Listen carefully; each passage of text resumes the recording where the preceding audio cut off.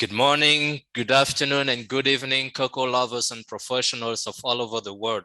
I'm Yusuf Njore. I'm the Director of Social Development from WCF, but I also wear the hats of Country Director for Côte d'Ivoire, and I'll be your moderator.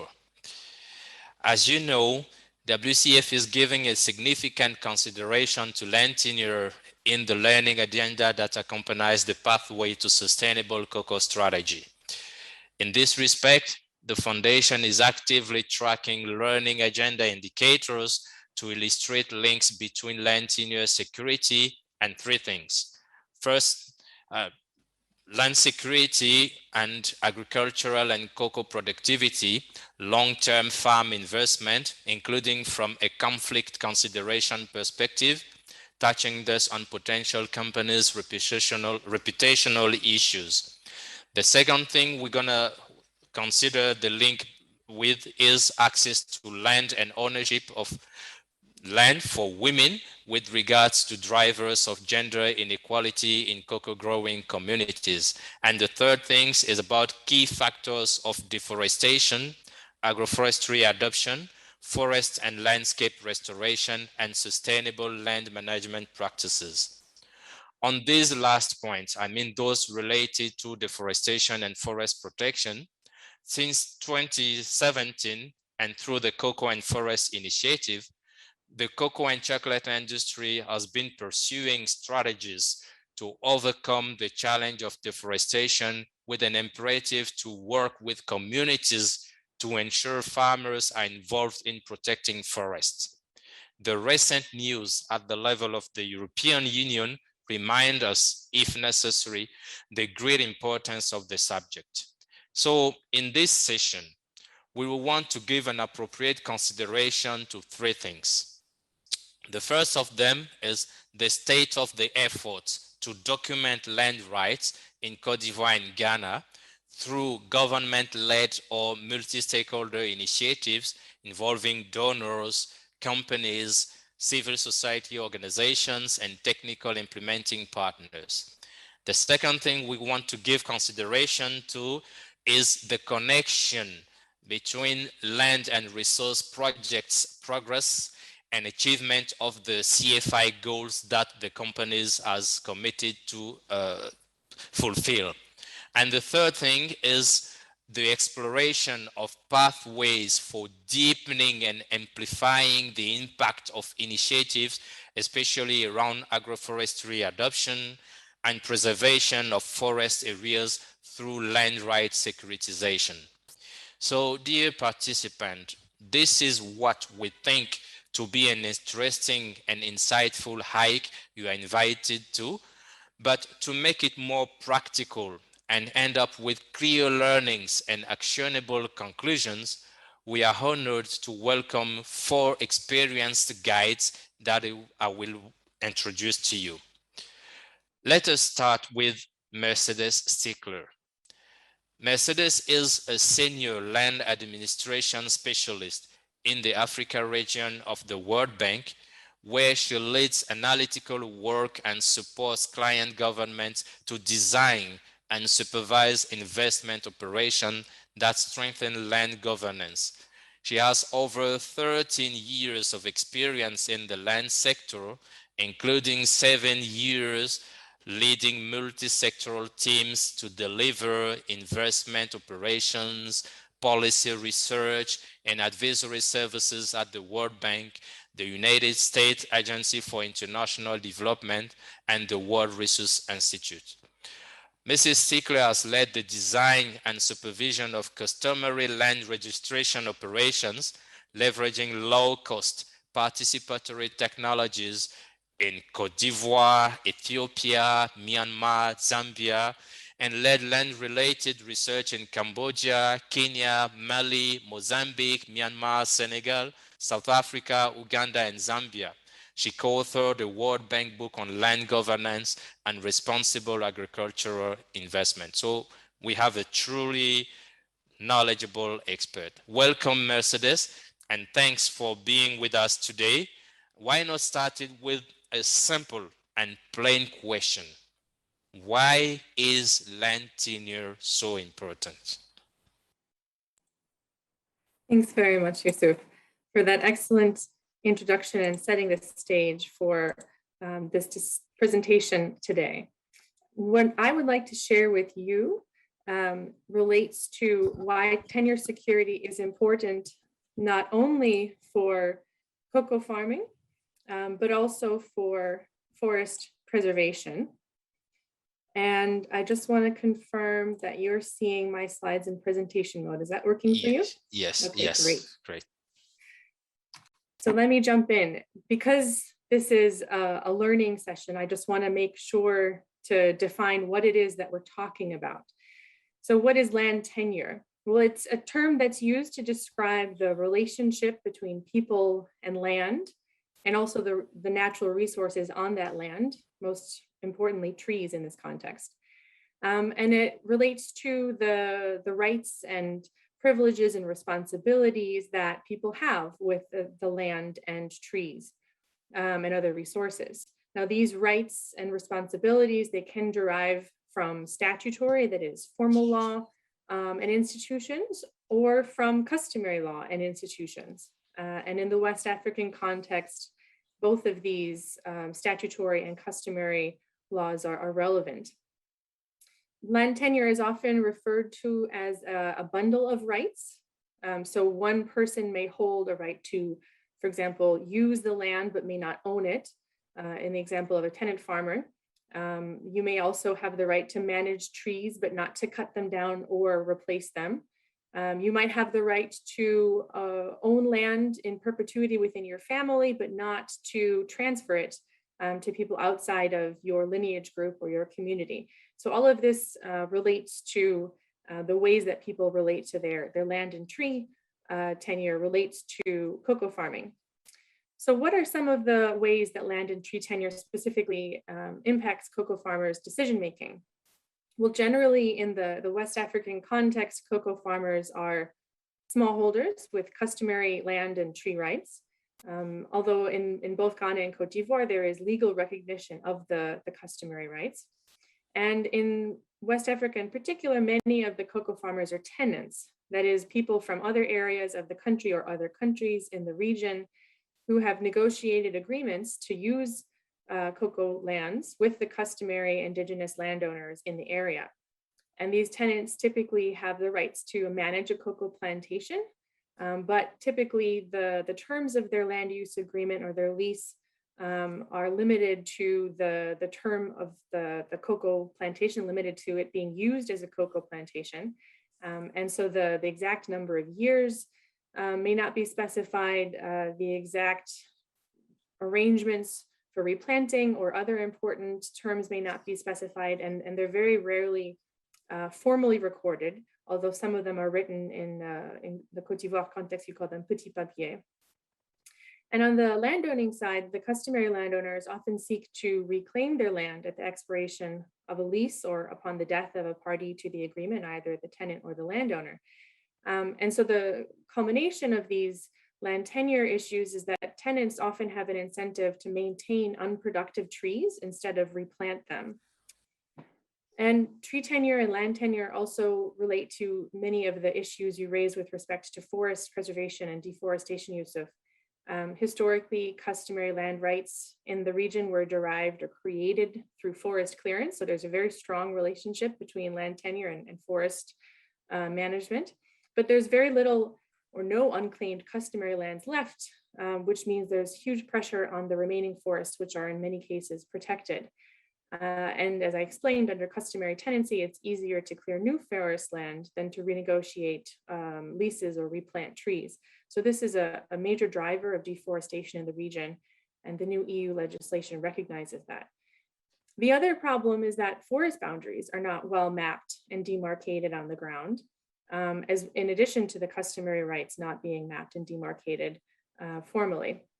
So this really makes it difficult for companies and countries to track exactly where cocoa is being produced and improve traceability. So what are some ways forward? And I'm just going to highlight a few major strategies that my fellow presenters will go into in more detail today. The first is to help governments digitally map and demarcate protected forests, all forests ideally, but particularly protected ones. The second is to help landowners and tenants clarify and record their existing land use agreements and negotiate terms for replanting. The third is to help authorities map and record customary land ownership rights. So again, it's important to not only record the ownership rights, but also help strengthen the existing land use agreements with the tenant farmers. And then finally, to carefully target financial or technical assistance for replanting to ensure that it benefits the actual cocoa farmers and does not inadvertently result in the displacement of tenant farmers from cocoa growing areas. So just briefly, I'd like to mention that the World Bank is very committed to both supporting stronger tenure security and more sustainable and inclusive cocoa production in the region. And I've highlighted here 3 projects, one in Cote d'Ivoire that is under implementation to support land policy improvement and implementation.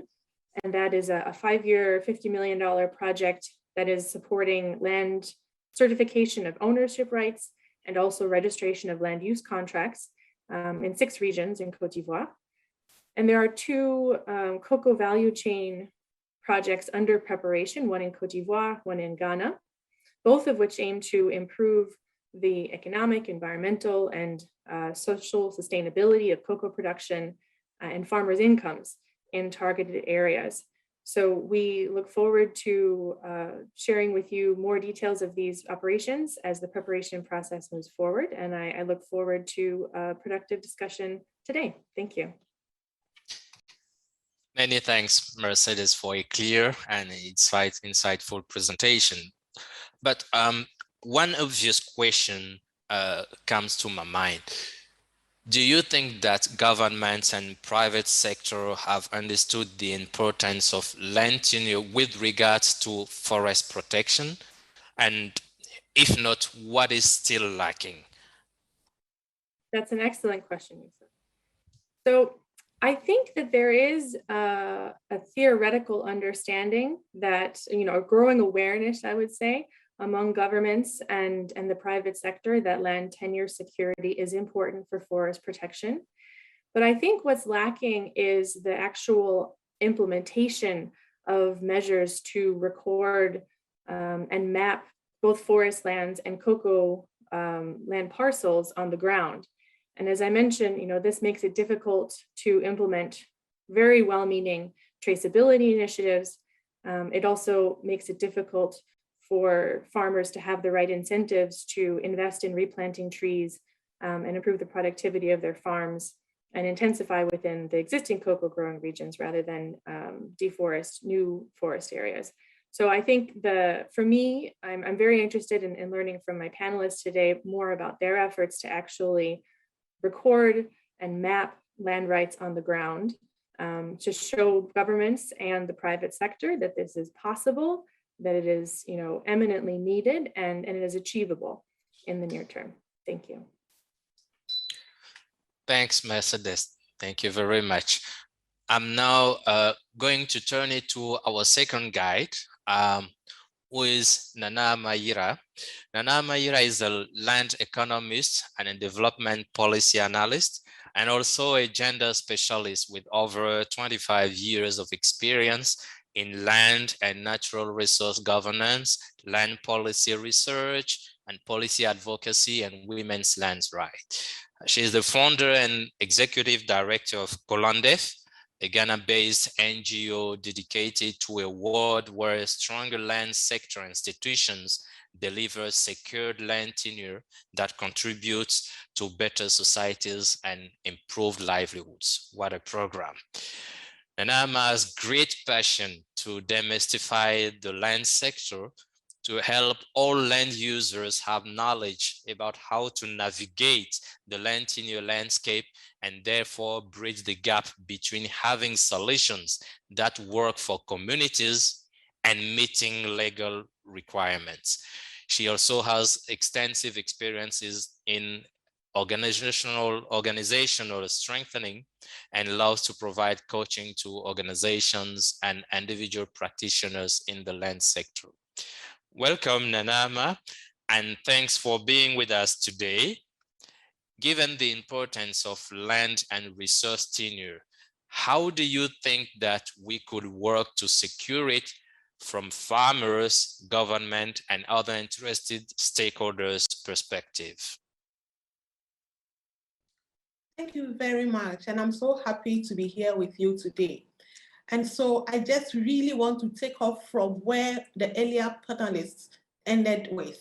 And I really liked the way she started her presentation with the definition of what land tenure is about.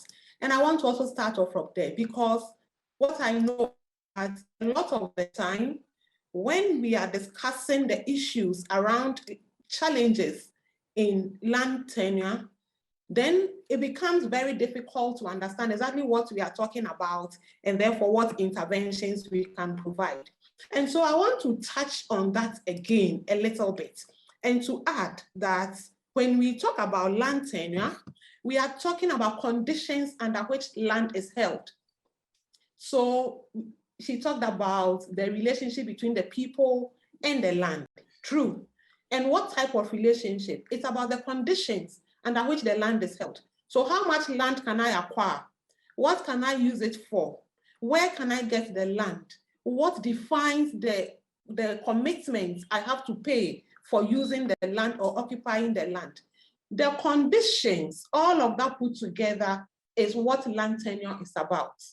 And so if we are addressing the challenges with land rights, then we are looking at these conditions under which land is held, and that is the land tenure system. So in Ghana, we have two types of land tenure system. We have the state system and we have the customary system, which means that we have the states that makes some conditions under which land can be held. And we have the customary system, which also makes some conditions under which land is held. These two systems run concurrently. And the situation is such that in Ghana, about 80% of the land is held under the customary land tenure system, meaning that majority of land in Ghana is held by traditional leaders who make rules and regulations governing who can get what, how, and where. And then 80%, 20% is under the state.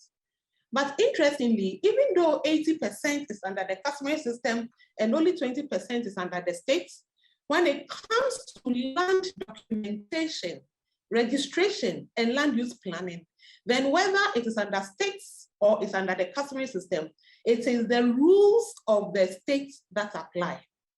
And that is where the duality of land tenure in Ghana comes in. And this is where the challenge begins. And so going back to what you talked about, how can we secure land tenure under such a land tenure system?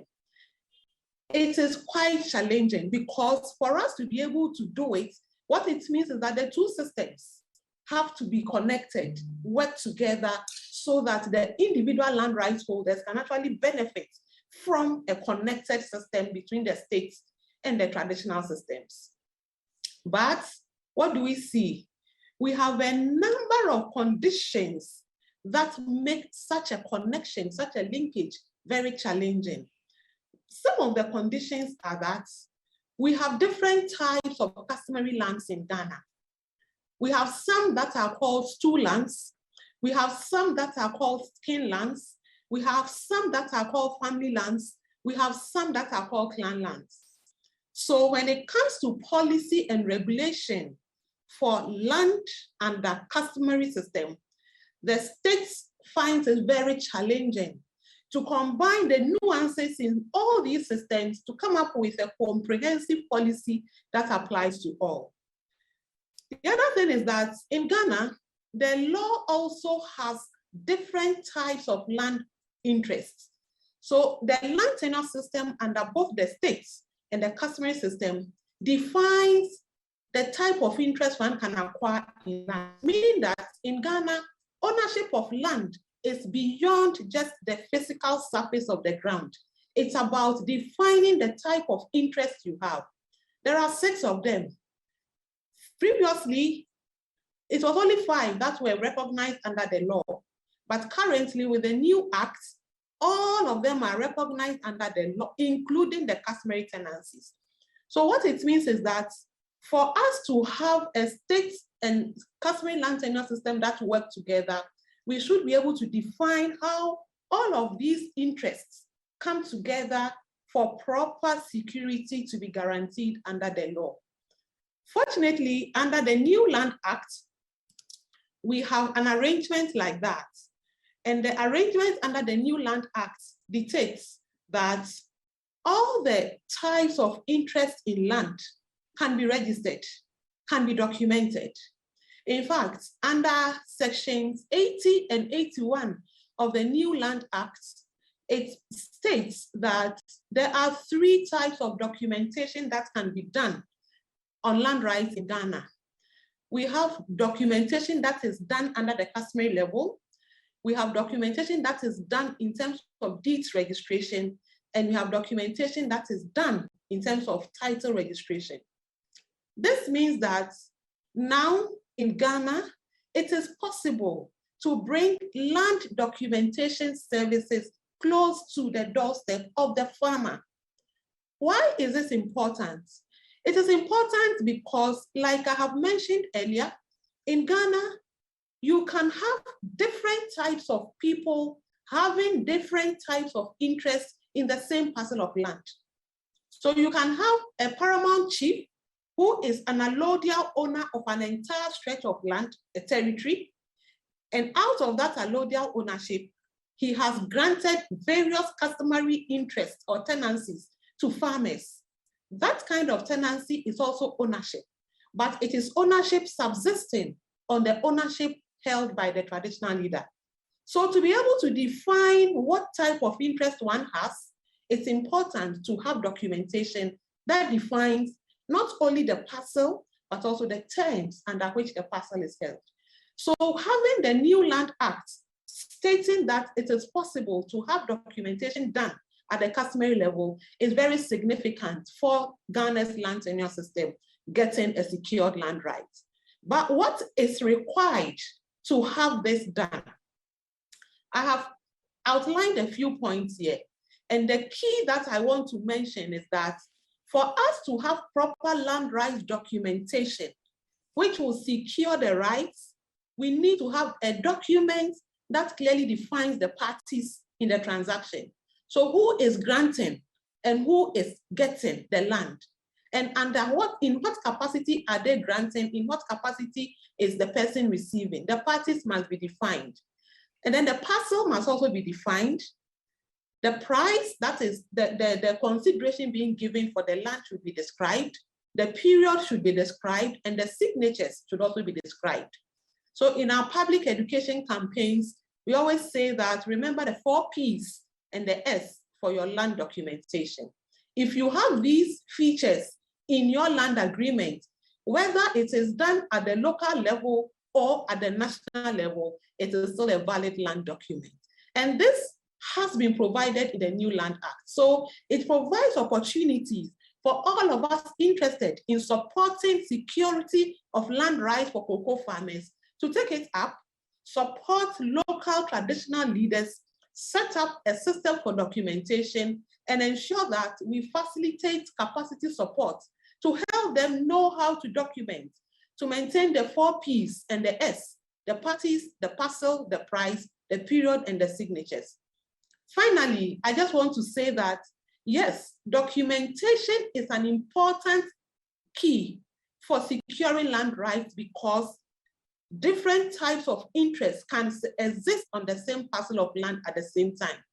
It is not just the mapping.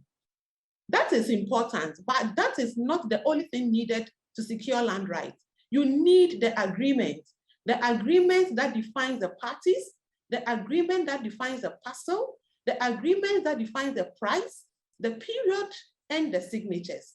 If we do one and leave out the other, we don't secure the land.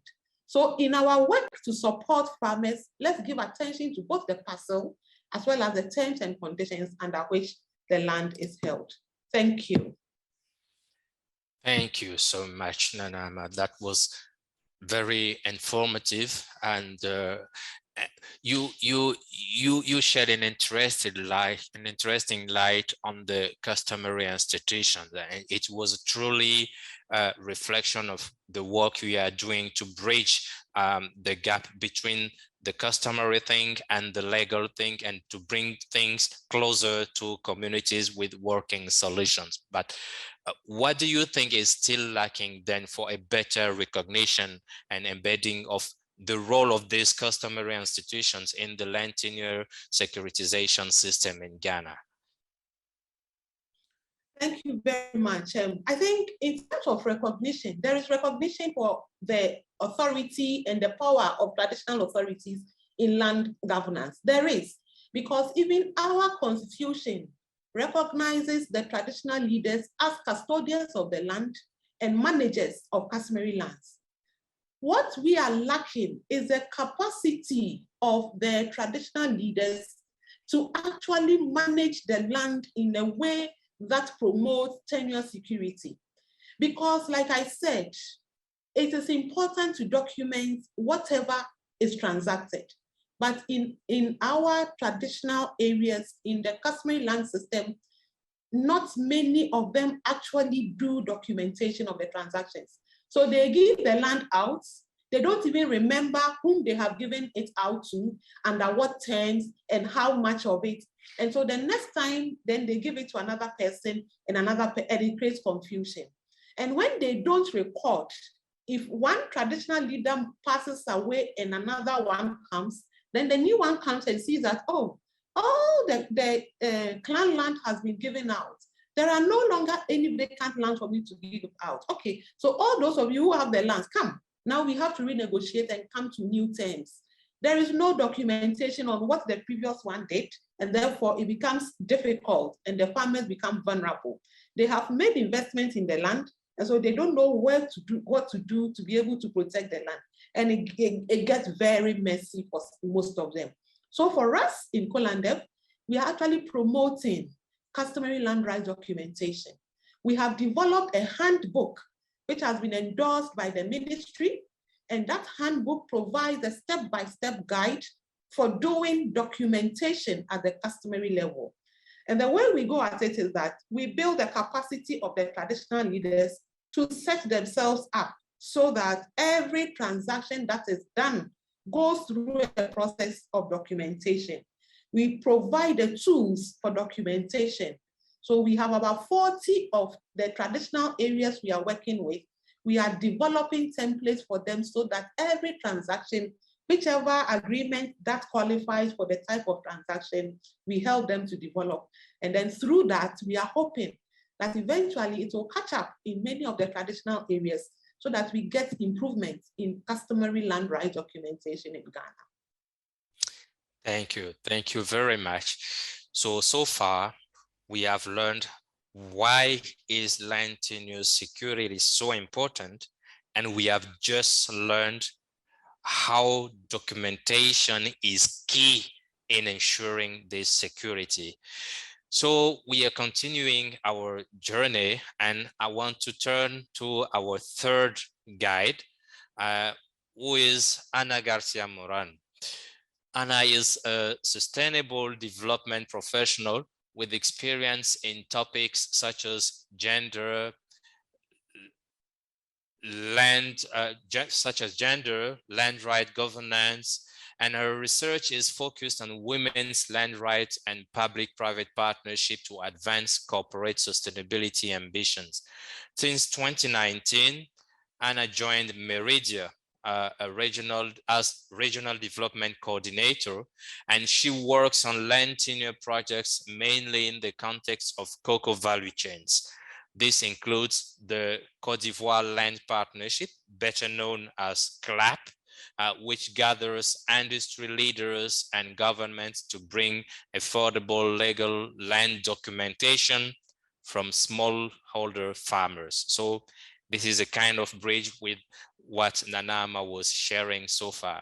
And she holds also a master's degree in international development practice from Monash University and is currently based in the Netherlands. Welcome, Ana, and thanks for joining us. And it seems that a group of companies got the sense of engaging in land tenure securitization to the point that they reached out to Meridia to design and implement a land documentation initiative. So how does it look like to implement such a multi-stakeholder initiative? Does it better advance the achievement of CFI goals? This is what we want to try to find out through the presentation we are expecting from you. So you have the floor. Thank you so much, Yusuf, and hello, everyone. So as Yusuf mentioned, I'm here to talk to you about the Cote d'Ivoire Land Partnership and how these industry leaders are collaborating together to put efforts into having land tenure at the heart of corporate sustainability, cocoa sustainability. So just loading my screen right now. Yusuf, can you see it? Yes. Yeah. So the Cote d'Ivoire Land Partnership, or CLAP, well known as CLAP, functions in a way that three main kinds of actors can collaborate in tackling this complex topic. First, companies. We have Hershey, Unilever, Barry Callebaut, and the German Cocoa and Chocolate Foundation working together. Then we also have the governments represented by the Ivorian Rural Land Agency in Cote d'Ivoire, the German corporation implemented by GIZ, and then we also have implementers. So in this case, it's Meridia as manager and executor of the projects by the partnership, and also collaborating with local NGOs like Audaces to the Frick and also local surveyors. So let me tell you a bit about this question, Yusuf. So first, why does it make sense for companies to invest in farmers' land tenure? Well, land tenure can be seen as a more structural approach to advancing CFI ambitions because of multiple benefits. So the plan is by providing farmers with tenure documentation, accompanied by technical assistance needed for the communities at the customer level, and a model that can be scalable, can be cost-effective and affordable for farmers. This will be enabling an environment for more systemic impact in West Africa with this cocoa sector focus. So the plan of the members in CLAP is to deliver 9,000 land documents by 2023 in an early scale effort, and then scale it up to 100,000 land documents in a more multi-sector approach in West Africa by 2028. So to respond to the question more is because for companies, the fact that they're delivering land documents to farmers means that they're helping them clarifying agreements and rights, as Nana was telling us, clarifying those existing rights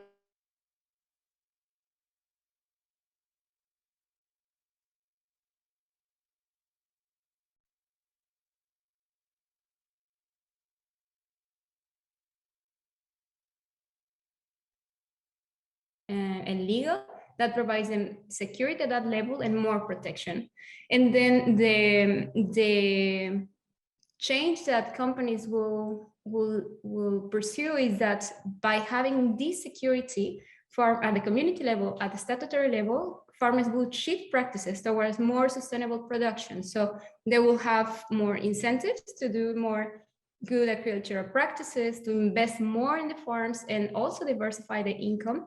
And in the end, having also better resources management. So even the process of providing them with land documents give the companies more accurate farm and farmer data than with existing efforts, and gives them a higher assurance of production in legally permitted farming areas. The fact that they have a land document in these lands means that they're legally established there. And that leads also to securing investments that companies are putting into efforts in forest restoration, agroforestry. So I would like to say in this ongoing effort, how it's working, how is CLAP doing it? So CLAP is a partnership governed by the members, endorsed by AFOR. We work with AFOR and executed by Meridia with our experience in land documentation in West Africa. And it uses a hybrid funding model in which the private sector, the companies, are putting 40% of the cost of the project that goes directly into land documentation, so it's subsidized. Donors bring to the table 40% of the cost of the project dedicated to technical assistance and complementary activities that are needed before documentation at the community level. And lastly, farmers are contributing with up to 20% of the total cost of the document. So this can be considered as innovative because it's an opportunity for companies to enter in this topic, to share costs, to leverage donor funding, to focus on their supply chains also mainly with these projects. And it's easy for them to bundle with other services. So it's been a journey. The partnership started in 2019 with the scoping, and then in 2020, the members did a feasibility assessment, but also developed software technology fit for purpose solutions that could work for the Ivorian context and tested it. Then from 2020 to 2021, there was a pilot completed in 2 villages in G3 in the south of the country, and the first land certificates, so 125 land certificates will be delivered by the end of the year. Also this year, the Partners in Club launched an early scale project, the one reaching up to 9,000 documents for farmers.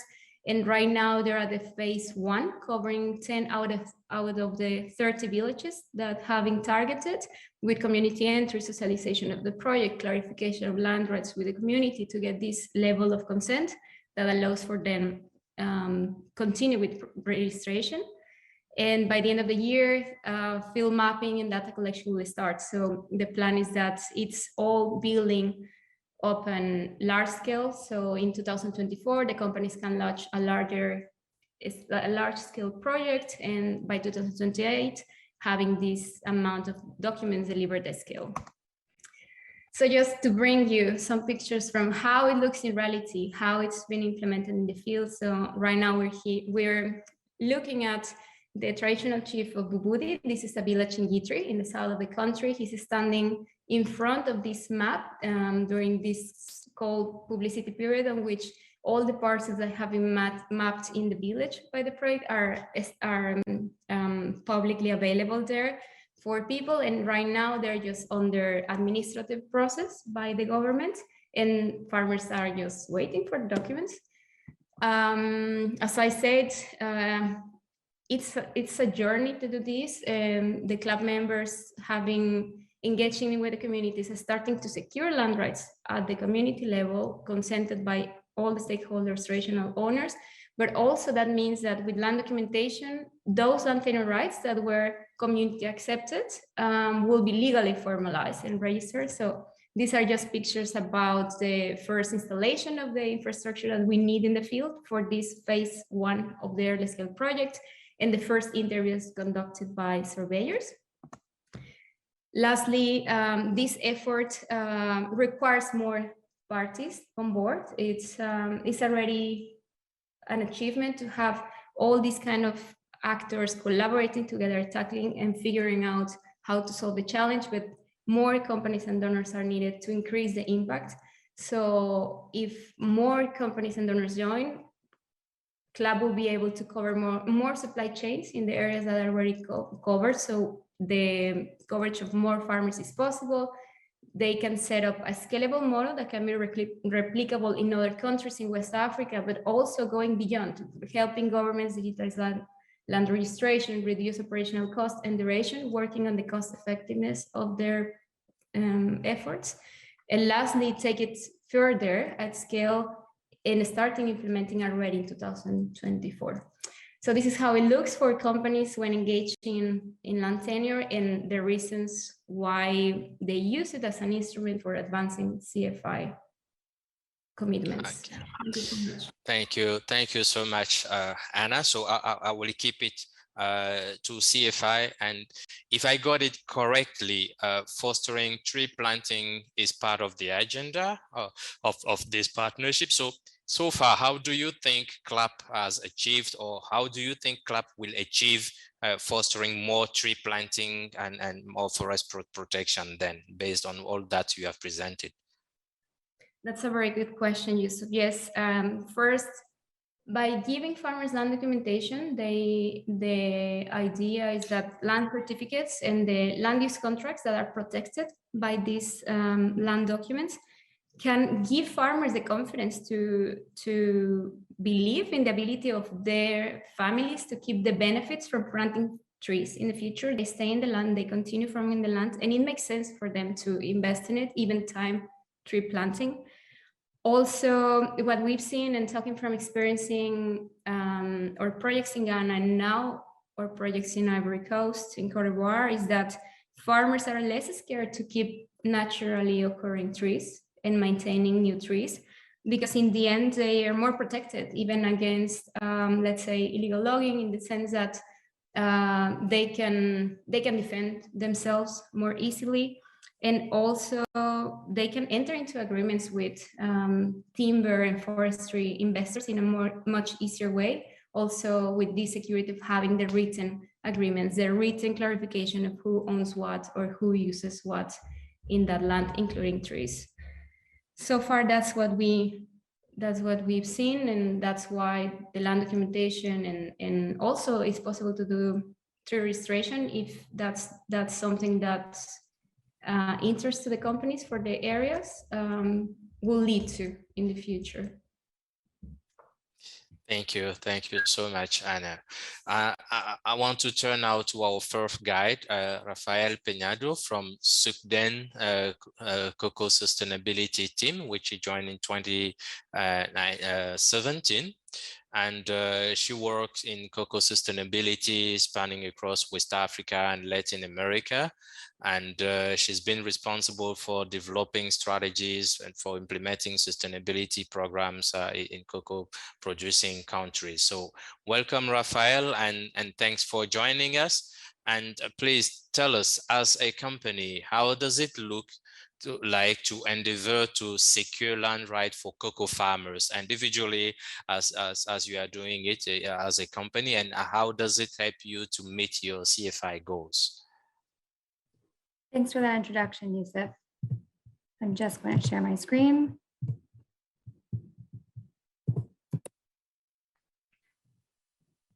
So can you see my screen? Yep. Okay, great. So in the next few minutes, I'm going to talk about how Sukden as a private sector company is really working on land tenure, and it's building on the different points of the past presenters, and how Sukden as a private sector company can really build on multi-stakeholder initiatives. So in the next few minutes, I'll look at the different types of land tenure documents that exist in Cote d'Ivoire, Sukden's actual approach to land tenure, what we've achieved so far, and most importantly, how this relates to our CFI commitments and our CFI strategy, how we can build a more inclusive and scalable model, and some of the challenges and lessons that we've learned along the way, most importantly. In Cote d'Ivoire, there are several different types of land tenure documents, and I think some of my fellow presenters have gone into this, so I won't go into too much detail, but I think the nuance here is quite important for Sukden's own strategy. So land titles translate land rights into property rights, but they're only Ivorian nationals are eligible for these types of documents. Land certificates, however, formalize and recognize customary rights and therefore support investments on land. Foreigners are eligible for these kinds of documents, and they can be converted into titles later on. Sukden's own work has really focused on land tenure around land certificates. Land use contracts are community managed agreements between customary owners and occupants. It's by far the most common type of agreement in Cote d'Ivoire to establish land tenure, and foreigners, of course, are eligible for these agreements. Sukden has focused on helping farmers to secure land certificates, however, because this is a preliminary step before really formalizing land use contracts. So there's two different kinds of land certificates, which is quite important. There's the individual certificate, which is awarded to an individual, versus a collective land certificate, which is assigned to a group, usually a family, and the group selects a representative who becomes a signatory of this type of agreement. These agreements are particularly scalable because there's a cheaper per farmer cost to establishing them. So we've seen this being more common in our approach, but our approach is context driven, and we work with farmers to secure both types of certificates, depending on the context. We've worked in Côte d'Ivoire on land tenure in two very different ways. So we've leveraged the work of AFOR through PAMAFOR and the World Bank project, which you heard a bit about earlier. And we've also partnered with an Ivorian entity that specializes in land tenure called FOA. In terms of what we've done with PAMAFOR, we've been able to link, thanks to WCF and its work on land tenure and trying to link all the stakeholders together, we've been able to link two cooperatives so that they can support their members to secure land certificates. And I think this is a really important thing to highlight because there's an opportunity to build on multi-stakeholder initiatives for land tenure, given the complexity of this issue. In terms of our work with FOA, we really started in 2020 and working in different geographies, as you can see. We've kind of worked in two modalities. We've supported farmers and members of certain cooperatives to secure land certificates, but we've also worked on securing land certificates for community managed reforested areas, which is a bit of a new area of work for us. So far, we just started really in 2020 deep diving, but we do have some achievements. We've been able to support farmers from 4 cooperatives to secure land certificates via FOA and 2 cooperatives to secure land certificates via PAMAFOR. Through our work with FOA, we've been able to secure land certificates for over 650 farmers, and we're very active in 6 different departments. And we've been able to secure land certificates for 17 hectares of reforested land, which once again, this is a bit of a new approach for us. So I think, the most important thing that I want to take away is how do land certificates allow SUCTN to deliver on its CFI commitments? As part of CFI, SUCTN is very committed to agroforestry. We think that it's a key mechanism for supporting farmers to produce more on less land and for them to diversify their incomes. So really the security that land certificates give over tree ownership is key. And just to get into a bit of the details here, per the new forest code, ownership of trees that are already on land, those belong to the farmer. But however, any tree that's planted on the farm belongs to either the owner or the one who has planted the tree. And this is by virtue of a land use contract. But this provision only actually works if the owner of the farm has customary proof, which is where the land certificate becomes fundamental. So basically, a land certificate allows more security. And we've heard this from other speakers today, but allows more security over the trees planted. With a land certificate, loggers are no longer legally able to access land and remove trees from farms. And land certificates therefore provide security for both farmers and occupants of the farms, depending on their different land use contracts. So for us, we view land certificates as a very important prerequisite in supporting farmers to diversify their farms and really engage in agroforestry and make those pretty hefty investments. So we've really, as we're working on this, we've been reflecting quite a lot on how we can build a scalable model. And I think the scalable model really is contingent on a few things. We need to make sure that there's awareness about land certificates amongst farmers, because there is a skepticism with regard to land certificates initially. For us, it's a very big challenge to ensure that women have access to land tenure. We see that often in customary rights, men have more access, and we really would like to come together to think about how we can work on this collectively.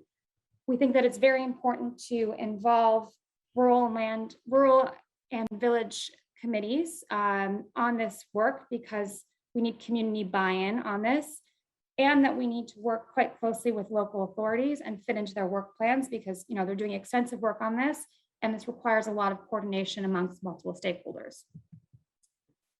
So to conclude, I kind of want to just dive into some of the lessons learned and the challenges. I touched on the issues around gender. For us, this is a big question, and we welcome the opportunity to collaborate on this further.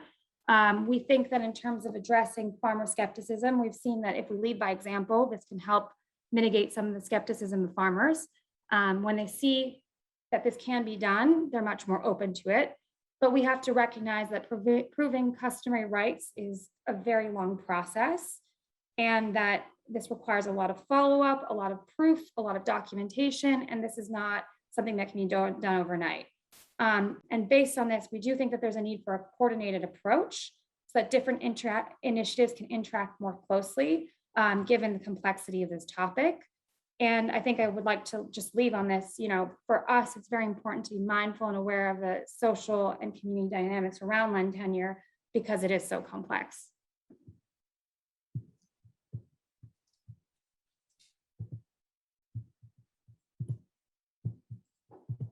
Okay. Thank you. Thank you so much, Raphael. I have a quick question for you before we move forward in our discussion. From what I've seen and what you have explained,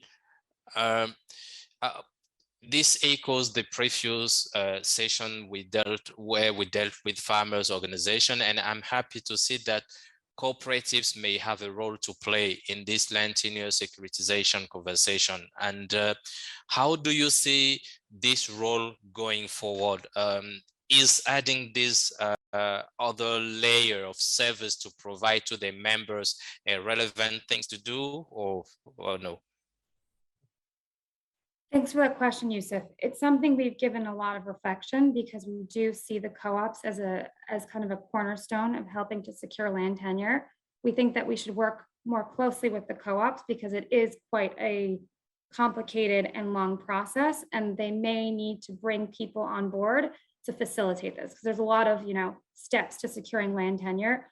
But I think it is a really important service that the co-op could provide for farmers that could potentially increase farmer loyalty to the co-ops and have a lot of impact on the ground for any investments in agroforestry or investments needed to make CFI commitments. Okay, thank you. So let us go now with our fifth guide, Mr. Robert O'Sullivan, an experienced expert in international development in land tenure related issues, working both from multilateral donor perspective, but also from purely technical perspectives. So Robert, thanks for joining us. We've learned about the importance of land tenure securitization. We have also learned about the way to ensure it, including through individual or multi-stakeholder recognition and documentation initiatives. So at this point, what we really need to know is how to amplify success and impact in a way that will be technically relevant, socially acceptable, and economically viable. So Robert, you have the floor. Thank you, Yusuf. So I'll be speaking essentially from some of the lessons we've drawn from a USAID, or I guess 2 USAID funded projects I've been involved in since 2016, the most recent being the Integrated Land and Resource Governance Project. And this is a collaboration with Hershey's, Econ, and Meridia, working in an area of Western Ghana. So I guess, the prior presentations were great at demonstrating that, yes, tenure insecurity is a multifaceted issue. There's different forms of tenure insecurity as well that exist across the different types of customary tenure that exist. Another finding that we have from Ghana is also that there is significant tree tenure insecurity that's associated with the current legal regime in Ghana. I think when looking forward around how we amplify success, a key lesson that we have drawn from our work is that we need to focus on what you can call the pain points of tenure insecurity, because it isn't uniform across the different types of tenure that we're looking at. And so what do I mean by focusing on these pain points? So from an impact evaluation we did for the ILIG project, looking at 700 odd households and over close to 2,000 farms, the vast majority of farmers surveyed didn't find any tenure insecurity around the risk of losing their land. So where the insecurities were was, on the one hand, a pressure to use the land, so keep on farming the land instead of allowing any fallow times, as well as for Ubuntu farmers, which is that tenancy type of farmer relationship that Mercedes was talking about earlier on. For Ubuntu farmers, there is tenure insecurity around this right to replant, and that's something that I'm sure all the listeners here and the other speakers are very familiar with. So as a result, we were offering documentation to farmers on various subsidy models. And, what we learned from this is there was still quite low uptake of farmers purchasing documentation. In the end, we subsidized the documentation even more heavily. So it was only around 20 CDs per document. That's around, $4 or $5. And there was higher uptake, but still not universal uptake, across the farmers that we were working with. One thing that we identified is, documentation on its own won't address some of the risks inherent in the customary norms and practices that are captured within that documentation. So, how do we amplify and kind of scale up, tenure security as a goal? So documentation can be a tool to get there, but how do we scale up tenure security? So across those economically viable, socially acceptable, and technically relevant kind of categories that you were framing. So I think on the economically viable side of things, I think documentation has its place, but it won't necessarily resolve all the tenure insecurities that farmers might face. Here, I think industry can look at alternative dispute resolution or kind of mediator discussions that will get to some of those underlying issues around Ubuntu farmers' right to cut and replant a farm, and you can arguably do that without the underlying documentation as a starting point. I think also, documentation doesn't exist in a vacuum.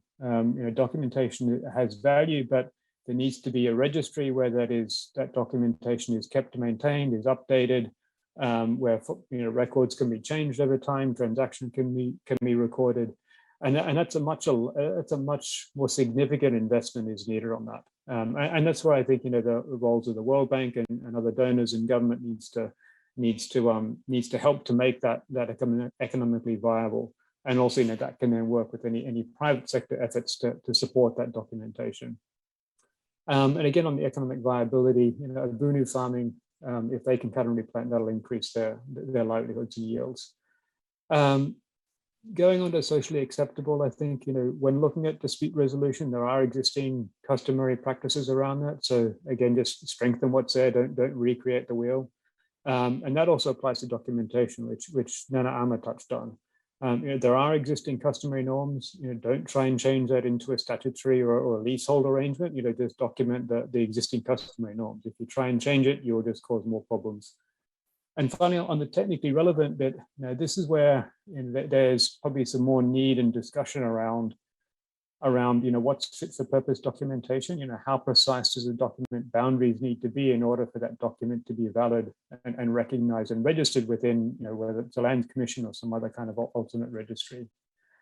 Now moving on to tree tenure, and we touched on that a little bit. I know most of the presentations has been talking about land tenure, and Ghana is a bit unique in that there is a distinction between tree ownership and land ownership. And so some of the earlier commentary around Côte d'Ivoire is a bit different when that's applied in Ghana. So in Ghana, the government claims ownership of all naturally occurring trees, and there's a difference between naturally occurring and planted trees on ownership. And this government claim of ownership creates significant tenure risk for tree ownership and trees occurring on cocoa farms. And that insecurity is recognized by the government and academics and others as a leading cause of forest degradation, loss of trees across the cocoa landscape in Ghana. The proposed policy revision to address some of that insecurity is a tree registration program within Ghana, and this is separate from some of the efforts in Côte d'Ivoire. But in Ghana, we piloted that, and the cost of that registration might be between $27 and $40 per farm. When you scale that up across Ghana, that's a $47 to $86 million cost just to register all the trees across the cocoa landscape, and that doesn't include the cost of the Forestry Commission to maintain that registry, that database, which is an additional cost. You know, and our thesis is that that isn't a very effective form of tenure reform. You know, some other issues that have come up is you know, whether there are legal barriers to that reform, and often the 1992 Constitution is pointed to. But I think, you know, with different interpretations of the Constitution, that shouldn't be used or seen as a barrier. You know, and finally, you know, devolution of tree rights to landowners can increase tree cover and can, you know, increase tree planting. And there's lessons from other countries. And looking at other countries, there's also lessons that tree registration is a difficult thing and doesn't always work. And this is written up in a lot more detail in the report that I have linked down there. No, but so what does that mean? Like, how do we amplify success on tree tenure reform? So moving on from the land tenure. So I think, you know, if the distinction between naturally occurring and planting trees was eliminated and all tree ownership was devolved down to whoever holds the land tenure, you know, that would solve the tree tenure insecurity issues in Ghana with arguably with the stroke of a pen. That's probably a bit of a simplification. But we're doing some other research at the moment under ILIG to kind of unpack, well, what are the economic implications of that for the Forestry Commission? Because that devolution of tree tenure would essentially require the Forestry Commission to give up their stumpage fees that they collect from naturally occurring trees where they get logged on farmers' lands. You know, and we're still finalizing the research and analysis here, but some early results that I can share at the moment is that, you know, there has been a steady decline in timber revenue from logging on cocoa farms. You know, the numbers of, you know, it's almost a 50% decrease from 1998 to 2015, with a steady decline since then. Another important finding is that those stumpage fees that the government would give up, or the Forestry Commission rather would give up, only represents around 10% of total revenue that the Forestry Commission derives from timber. You know, most of the revenue comes from other fees and licenses. There is also substantial potential to increase the amount of tree cover across the cocoa growing area. Most of that is in around 1.7 million hectares of cocoa farms that don't have sufficient shade tree cover at the moment. You know, so when we put all that together, you know, devolution of tree tenure to farmers should lead to a substantial increase in tree cover across the cocoa growing area. You know, and modeling a couple of different scenarios of what that would look like, you show that also Forestry Commission total revenue would increase, actually. You know, if they gave up their stumpage fees, devolved tree tenure to landowners, you know, over time, as the number of trees on the cocoa landscape increased, and all the co-benefits that would come with that, and if there was sustainable harvesting of that, you know, the Forestry Commission would actually net out a greater income over time through that devolution of tree rights. You know, so conclusions on tree tenure. How do we amplify success there? I think the number one lesson to take home for us is to essentially stop piloting and testing tree registration, because it's not a sustainable policy, and it's not economically, socially, or technically viable. I think on the devolution to landowners, I think one thing that needs a bit more exploration and kind of discussion is around, for those Ubuntu farmers, or, you know, sometimes they're referred to as tenant farmers, you know, how does that devolution relate to some of those existing customary land tenure rights? I think the simplest approach would be for that devolution of trees to run with the land. So, you know, whoever owns the land or has tenure rights to the land has tenure rights to the trees. But I think that's a complex conversation that will need to be unpacked a bit further. So in the interest of time, I will pause there. I could keep on talking, but I won't. I know there's lots of other discussions and other things coming up, so I don't want to, you know, steal the time from that. Some quick context there for people to if you want to know more. Just a quick one. You make a clear case that tree tenure reform is needed in Ghana. So what collective role do you see for cocoa companies to help with this? Yeah, that's a good one. And this one, I think, you know, as I mentioned, I think cocoa companies should probably stop piloting the tree registration. But I think, you know, cocoa companies should still continue supporting tree planting efforts. And here I think I might you know, throw it back to Yusuf and WCF a little bit as well, is I think that broader engagement from industry, so from WCF, with the government, other cocoa companies, with the government to support that tree tenure reform, I think would be very important. I recognize that individual companies, it's a bit hard to go it alone on policy reform in Ghana. But here, I think collectively, through WCF or through other platforms, and I know the bank is on this webinar, so certainly the bank has got a significant role to play in that as well. But I think it's a collective effort is needed to help support that kind of reform in Ghana. Thanks, Robert. Now we want to shed a light on the gender piece of this conversation through a short video that we want to share with you and see how does a woman can navigate these complexities of accessing land. So if the video is ready, let's go for it.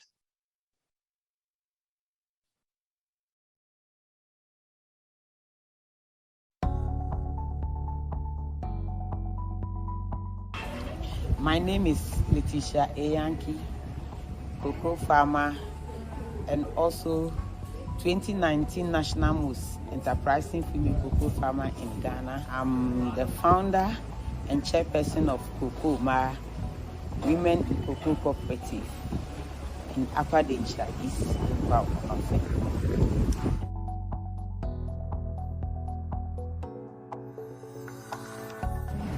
Yes, women face a lot of challenges, but the key among them is acquisition of land. As women, we want to own our farm. We want to weigh our own beans. We want to collect our own money for the beans from our farm. So we need to get land to do our own farming. But whenever you approach the landowners, they will tell you to bring a man, or to bring your husband, or to bring a family head who is a male. And this is a big challenge for us. Even when they are collecting money and you have the money, you need to bring a man as a collateral before they can give you the land.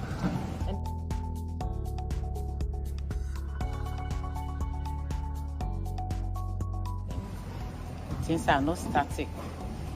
Actually, things are changing with the education of land acquisition and what women can do. They are now liberalizing things for us to acquire land, though it's not all that easy. But I know with sensitization and awareness, we shall also get there.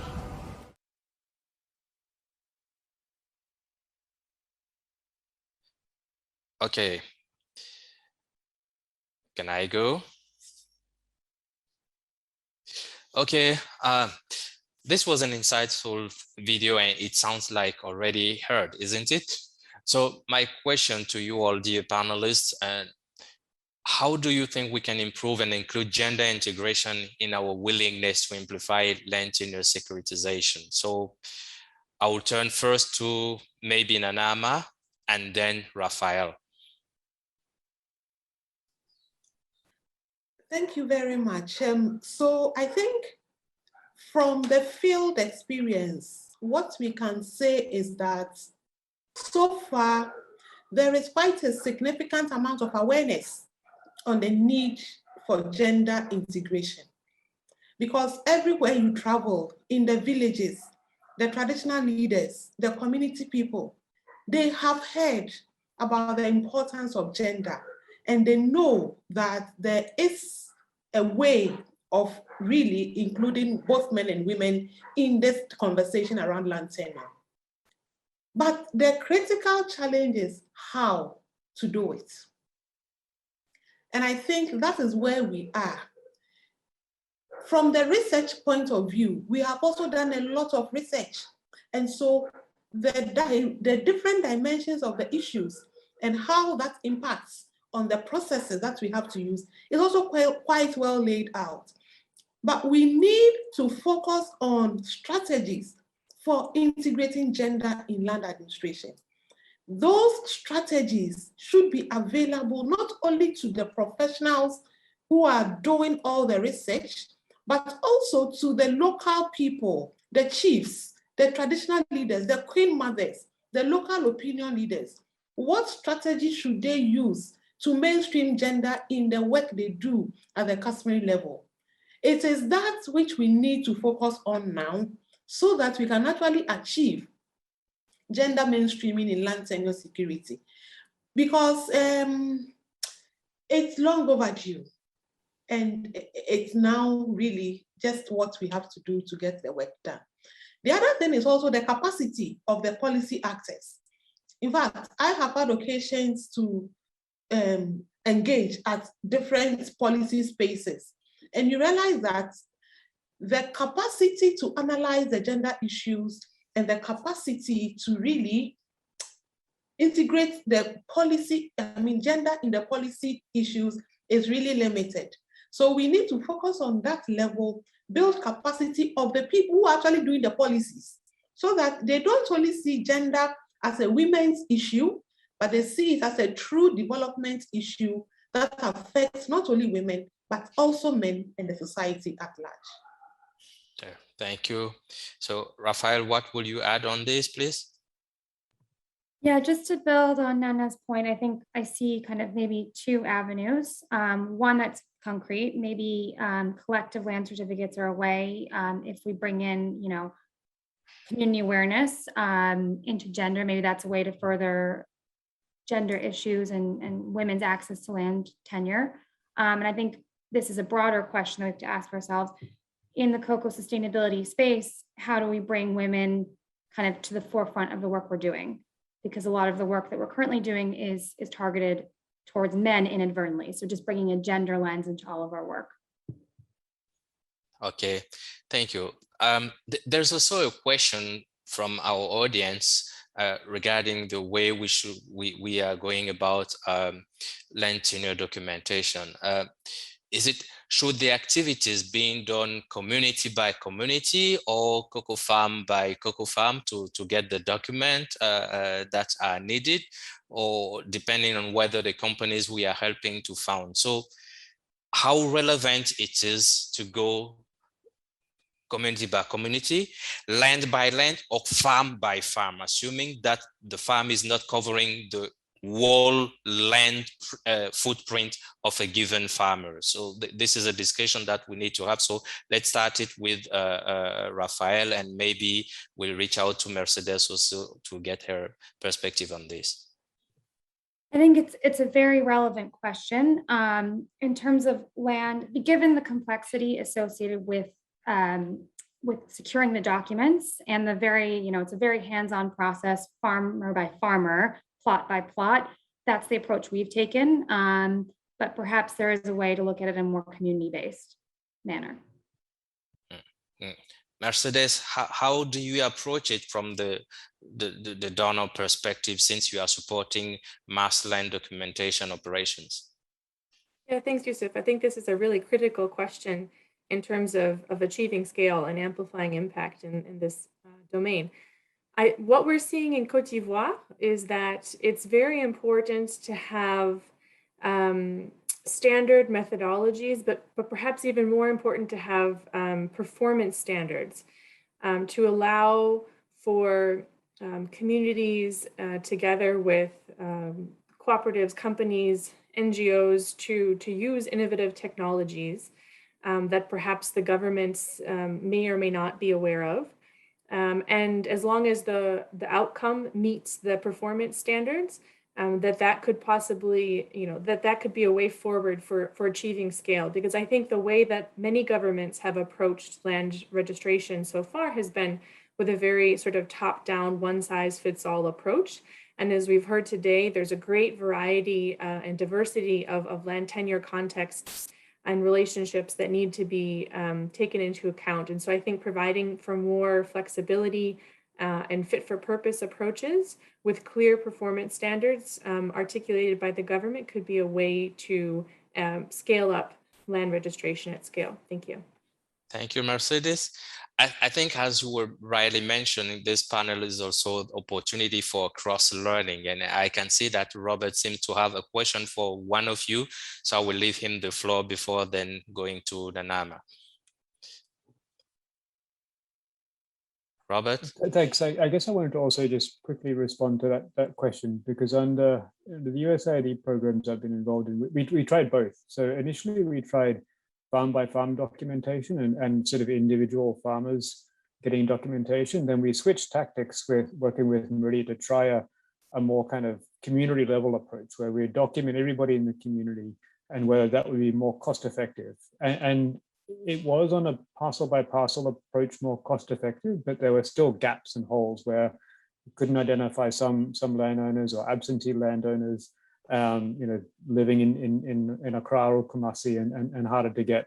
And also some landowners just were less interested. But I think it is more cost effective on that kind of larger scale community approach than a cherry picking individual farmers and trying to build it up that way.